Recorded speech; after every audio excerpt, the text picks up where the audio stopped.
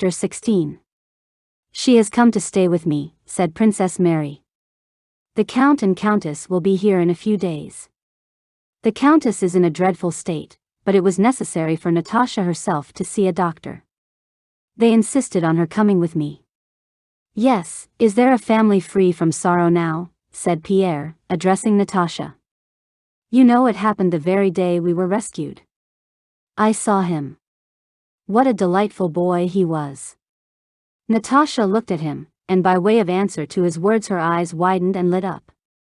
What can one say or think of as a consolation? Said Pierre. Nothing. Why had such a splendid boy, so full of life, to die? Yes, in these days it would be hard to live without faith, remarked Princess Mary. Yes, that is really true, Pierre hastily interrupted her.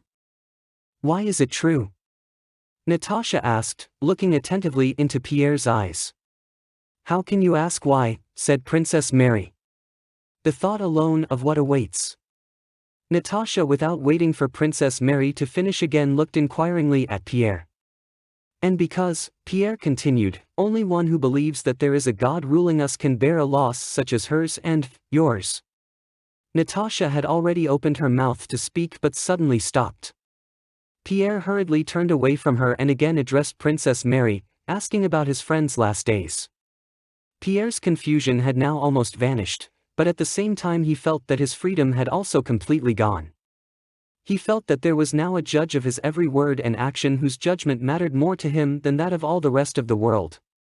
As he spoke now, he was considering what impression his words would make on Natasha. He did not purposely say things to please her, but whatever he was saying he regarded from her standpoint. Princess Mary, reluctantly, as is usual in such cases, began telling of the condition in which she had found Prince Andrew. But Pierre's face quivering with emotion, his questions and his eager restless expression, gradually compelled her to go into details which she feared to recall for her own sake. Yes, and so. Pierre kept saying as he leaned toward her with his whole body and eagerly listened to her story. Yes, so he grew tranquil and softened. With all his soul he had always sought one thing, to be perfectly good, so he could not be afraid of death. The faults he had, if he had any, were not of his making.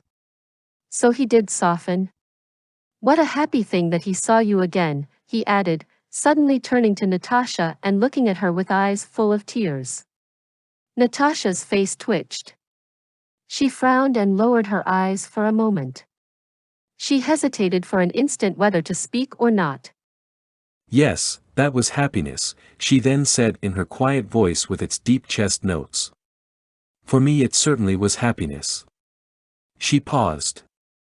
And he said he was wishing for it at the very moment I entered the room, Natasha's voice broke. She blushed, pressed her clasped hands on her knees, and then controlling herself with an evident effort lifted her head and began to speak rapidly. We knew nothing of it when we started from Moscow. I did not dare to ask about him. Then suddenly Sonia told me he was traveling with us. I had no idea and could not imagine what state he was in. All I wanted was to see him and be with him, she said, trembling, and breathing quickly. And not letting them interrupt her, she went on to tell what she had never yet mentioned to anyone, all she had lived through during those 3 weeks of their journey and life at Yaroslavl. Pierre listened to her with lips parted and eyes fixed upon her full of tears. As he listened he did not think of Prince Andrew, nor of death, nor of what she was telling. He listened to her and felt only pity for her, for what she was suffering now while she was speaking. Princess Mary, frowning in her effort to hold back her tears, sat beside Natasha, and heard for the first time the story of those last days of her brothers and Natasha's love. Evidently Natasha needed to tell that painful yet joyful tale. She spoke, mingling most trifling details with the intimate secrets of her soul, and it seemed as if she could never finish. Several times she repeated the same thing twice. De Saul's voice was heard outside the door asking whether little Nicholas might come in to say good night. Well, that's all everything, said Natasha. She got up quickly just as Nicholas entered, almost ran to the door which was hidden by curtains, struck her head against it, and rushed from the room with a moan either of pain or sorrow. Pierre gazed at the door through which she had disappeared and did not understand why he suddenly felt all alone in the world. Princess Mary roused him from his abstraction by drawing his attention to her nephew who had entered the room. At that moment of emotional tenderness, young Nicholas' face, which resembled his father's, affected Pierre so much that when he had kissed the boy he got up quickly, took out his handkerchief, and went to the window. He wished to take leave of Princess Mary, but she would not let him go. "No, Natasha and I sometimes don't go to sleep till after 2, so please don't go. I will order supper.